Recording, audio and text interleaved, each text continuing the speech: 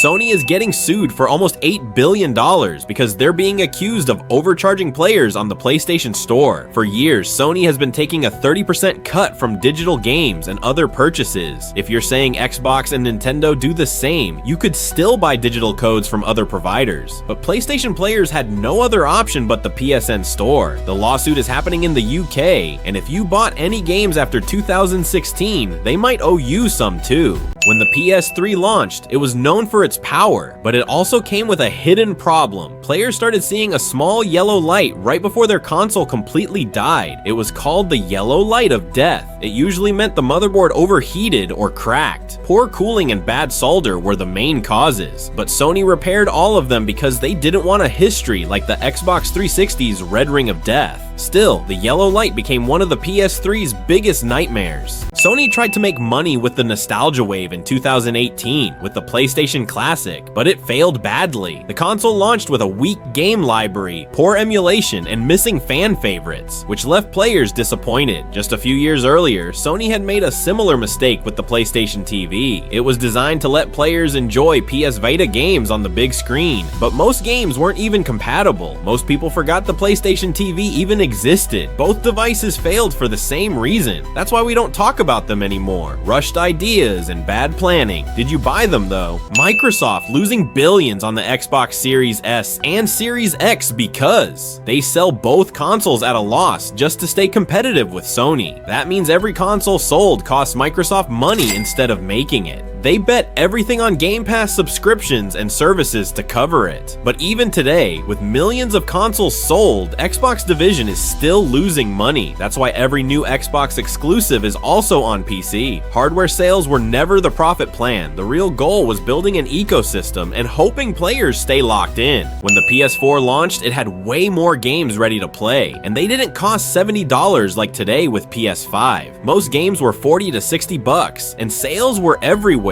You didn't need to wait years for good exclusives to drop. Also, you wouldn't need to buy a disc driver extra, and you didn't need a special version of a game to run it better. Plus, with PS4, you could still find new games for cheap even years later. Today, with the PS5 prices are up, games are fewer, and it feels like you're paying more but getting less. In 2023, Sony finally brought The Last of Us Part 1 to PC, but the port was a complete disaster. Players faced crashes, long load times, broken shaders, and awful performance even on high-end PCs. It felt rushed, unfinished, and made a lot of fans question Sony's quality control. But back in 2006, they also rushed out with PlayStation Move, trying to copy the Wii. But by the time it launched, motion gaming was already dying out, and it wasn't able to detect half of your moves. Both times, Sony chased trends too late and ended up embarrassing themselves. For years, Sony kept their games only on PlayStation, but after seeing how much money PC games were making, they started to rethink it. The first big move was Horizon Zero Dawn in 2020. Even though it seemed like one of the worst PlayStation games at launch, it sold millions. Then Days Gone and God of War followed. Sony realized their old strategy was leaving too much money on the table. Today, they still release games on PlayStation first, but months later, many of them land on PC too, because Sony learned late that PC players can make a big difference. When Sony launched the PS5, they also released a digital-only version with no disc drive. It was cheaper at first and sounded good for players who only bought games online, but over time, problems started showing up. Physical game sales often had better discounts than the digital store. Used games and borrowing from friends weren't an option anymore, and once a game left the store, you had no way to get it back. Sony saved players a little money up front, but it ended up costing them more in the long run.